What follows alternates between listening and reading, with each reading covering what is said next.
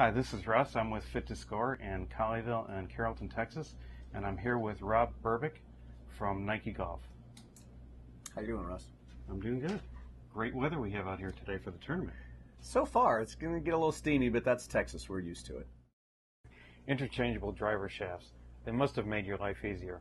Do the tour players notice the difference between the interchangeable heads and the glued-in shafts? No, the feel is exactly the same. You know, we've done all the robot testing, and there's no difference in ball speed or dispersion or anything like that. And it's become sort of commonplace that we all pretty much make some sort of adjustable driver, have some sort of adjustability built into a golf club. So when things become that commonplace, then the players accept it pretty easily. Does anybody notice a difference between the interchangeable shafts and the glued-in shafts? There are some people in our case that the straight fit is more visible on top. The coupling is more visible from a playing position. So some people don't like that particular visual, but that's why we have the VR Tour driver, which is a glued driver as well. Which are the most popular shafts? Well, there's shaft companies out here that are promoting their shafts as well. The matrix shafts are very, very good. Fujikura, Mitsubishi, we do quite a lot of work with Mitsubishi.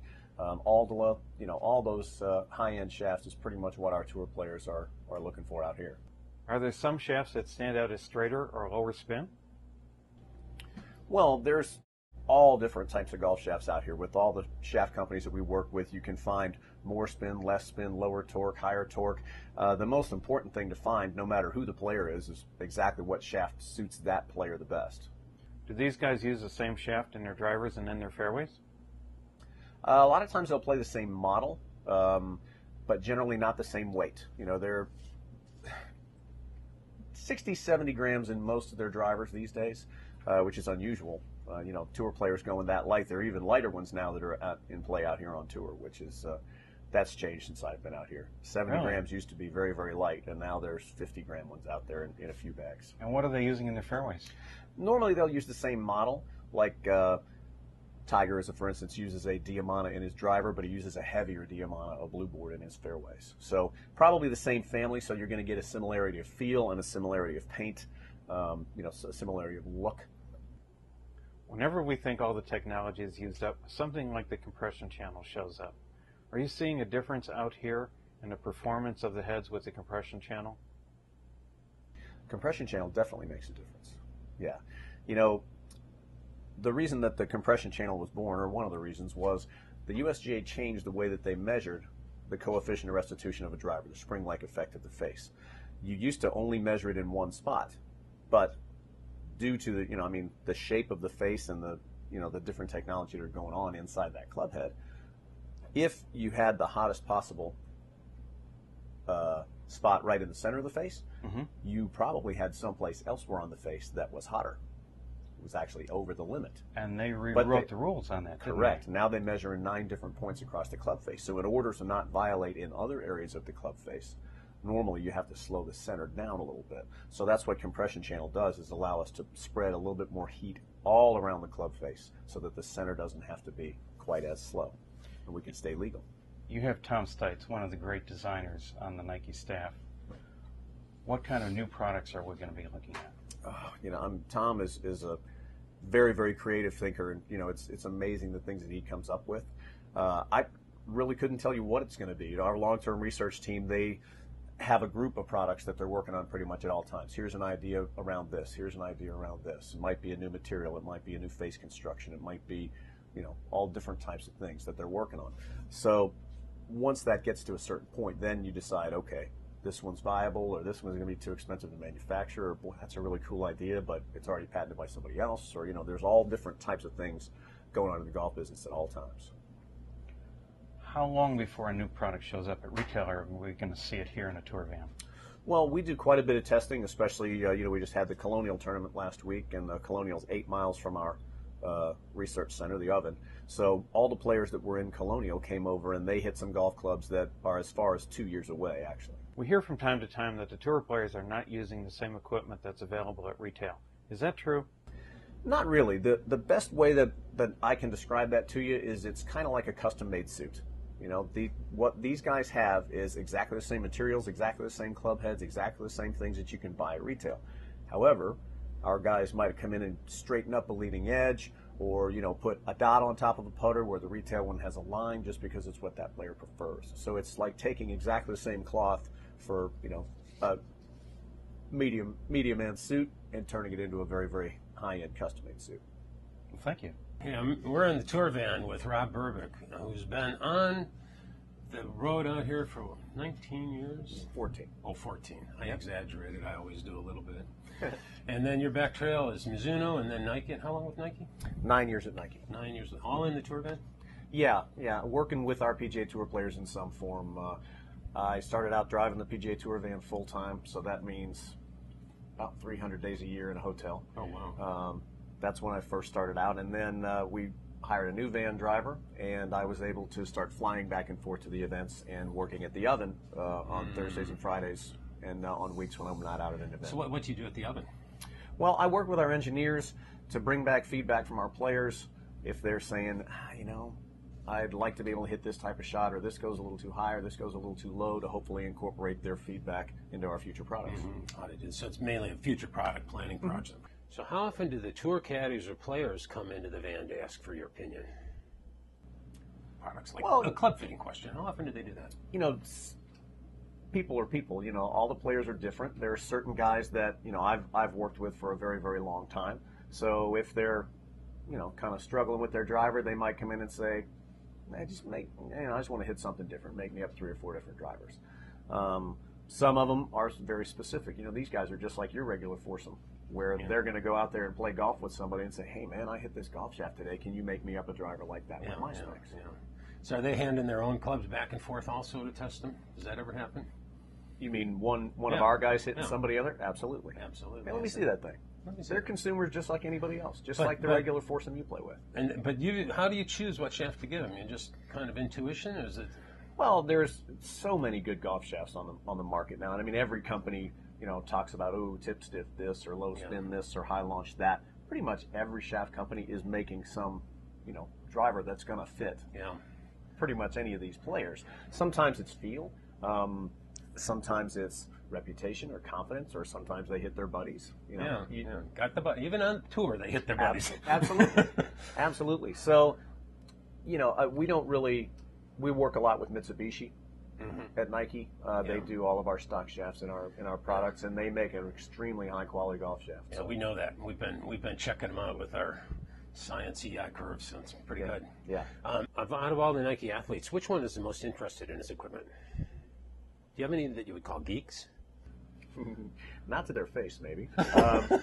No, we do have a couple guys. Actually, Paul Casey and Stuart Sink are probably the guys that are most into their equipment, and Stuart will call up just to kind of, hey, Rob, I was thinking about this. What do you think? I'm thinking about this shaft, or I'm thinking about that, or he's very, very analytical about that kind of stuff. And when we were just over there at Colonial last week, he's one of our best testers. He provides the most feedback, and he's very, very articulate, much more so than me, and can explain very, very well what he's feeling and what he's seeing in terms of those different golf shots. You mentioned that he's playing 3/4 over. Yes, he has just switched to that recently. What did that come out to swing weight? Do you do anything to keep the swing weight down? Lighter weight heads? Yeah, we do. That's one thing that we would do in our grind shop. People sometimes ask if the tour players are getting exactly what we have in the stores. That is something that would be done for that particular tour player. So you just take the weight down, but it'd be a stock, it would be a standard forging, you just take the weight down. Yeah, it's exactly the same club head, just ground down, and then we send them to be replated so that they don't rust. Out of all of the recommendations that you've done over the years, did you ever have any that worked right away, immediately? Was perfect on day one? Sometimes. I mean, the most recent one was, Lucas Glover actually changed his lie angles Tuesday of the week of Quail Hollow, right before he won. So how did he change them, and why? Well, he felt like he was maybe turning the golf ball over a little bit too much, in particular with his wedges. So he wanted them a little flatter. Mm-hmm. Yeah, and that one happened where he said, I need this to be about a degree flatter. I need all these to be about a degree flatter. And he just came in because he told you that. He knew it. Yeah. Yeah. Well, he felt like he was hooking his wedge too much, so he wanted to bring that lie angle down a little flatter. And he was there with his instructor, so that also supported the changes that he was trying to make in his swing plane. He was trying to be a little bit more shallow through it, so it all made sense. In testing for lie angle, usually you hit it against a lie board and have a mark, and then you'd be either centered or a little outside or a little inside. So you're going to move that mark outside and inside depending on the player. You don't necessarily need to see that. No. I mean, when you're working with players at this level, we're listening to the sound of the divot, or the sound of impact, and looking to see if the divot is toe down or if the divot is, square all the way through, or you see the toe in the ground a little bit further. You're mainly just going with the fact that this guy's one of the best players in the world, and he ought to know. Yeah. So what about the sole grind? Do you ever do anything to put a little extra bounce on it, or make it a little bigger? Yeah, you said you straighten the front edge sometimes. Yeah, sometimes, and that's probably where we do more custom work for our players. Again, where we'll take exactly the same stock wedge that you would be able to buy in the store and modify it a little bit more, like Jonathan Vegas is for instance. Jonathan wanted to test more bounce, which were two wedges we just got him at TPC, one with 12 degrees and one with 14 degrees, which is a little bit more than he's been using. And then what we'll do is, as we're seeing a lot of those requests and we do more and more of it in our grind shop, then those changes, those particular types of models, will end up making it into our retail line, including the shape of the sole grind. And yeah, if we get a lot of requests for that same sole grind, then we're probably going to put it in our retail line. One would think so. One would think so. So could we turn to golf balls for just a minute? Sure. So you got the new ball out. Yes. Why is that? Why in the Great Ball Sweepstakes? What's going on there? Well, what's different about this golf ball that has been very hard to achieve is it actually plays off your driver like a low spinning golf ball and plays around the greens like a high spinning golf ball. Usually you kind of had to choose one or the other, where a ball that spun really well around the greens and you had a lot of control with also spins a lot off of your driver, and it can therefore cost you some distance. So because of the resin core, which is a new material that's never been used in the core of a golf ball before, we're able to get the spin lower on the driver and higher on the wedges at the same time. The other thing that it does is it raises the moment of inertia of the golf ball. That's another big word around the game of golf these days, is MOI. So because that resin core is actually lighter, we're able to make the outside parts of the golf ball heavier, and that makes it more stable, and it maintains a lot more it's spin decay. As the spin begins to decay, that's when a golf ball kind of gets offline. It loses energy throughout the course of its flight. So at the ending part of its flight, where it's starting to get wobbly or wavy and the wind's knocking it up, this one stays in the shot a little bit longer. So, and then the tour players have been playing it now. Have they all moved over to the new ball yet? Not quite all. Tour players are creatures of habit.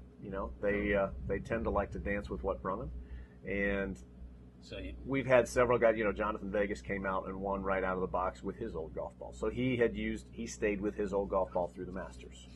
He has switched to the new ball, and now he's been using 20XIX. So that was a pretty big surprise for Vegas to come out and win. So really, how'd that happen? And then that silly shaft he was using, what was that about? Well, again, there's so many different shaft companies and so many different shafts. Jonathan is an unusual animal. He's very, very tall. He's built like a linebacker. Yeah. Very, very strong kid. It was just something that he happened to hit on, and he's very, very feel-oriented. He'll pick up a shaft and just... he doesn't really worry too much about cycles per minute or if it's stiff or what it is. Sometimes he'll pick one up, and it just has the balance that he was looking for in that. Yeah. So what about adjusting shafts? Do you ever? I know you have referring to cycles and CPM and so forth. Do you ever tip trim? Do you ever adjust? Absolutely. So, and what would do you notice in addition to just the difference in flex? Do you notice a difference in trajectory when you tip the trim, or when you trim the tip? Trim the tip, yes, sir. Yeah, because when you're trimming from the tip section, what you're actually doing is you're using a thicker part of the golf shaft, right? It's not the taking away the 1 inch that you're taking away. It's the fact that you're leaving another inch on the butt end. You're using a much, much larger part of the shaft. Most graphite shafts have, somewhere between 1.5 inches and 4 inches of parallel section. So obviously there's a limitation, because if you start tipping it off too much, you can't fit it inside the head. Right, it won't fit in the head. The other thing that can happen is a lot of times the manufacturers are using different flags of different materials. So if you over tip something, you can actually tip off all the stuff that makes it do what it does. Yeah. We're noticing more and more manufacturers are saying don't tip. You know that. They seem to try and design to where you don't want to tip the golf shaft, which makes sense. I mean, you know, that's how the golf shaft should be designed to work. Now we live in a slightly different world out here, where these guys are creating so much more club head speed, and they're looking for just ultimate stability and ultimate control over their golf ball. When you tend to thicken up that section of the shaft that's, you know, right above the hosel, it gives a little bit more stability. Yeah. So do you ever get to play golf? Not if I can help it. Crazy, We play, silly game, don't you think? Sometimes it can be frustrating. No, all the, you know, obviously there's a big row of vans out here this week at the Byron. So the guys that drive those vans are obviously some of my real good friends. They're all going the same way at the same time. Yeah. And if there's, you know, some golf to be had, like at TPC, I drove the van from Charlotte down to Jacksonville, and we all played golf together. We had 5 foursomes of us that, you know, all went out and played golf. So sometimes we do. Yeah, great.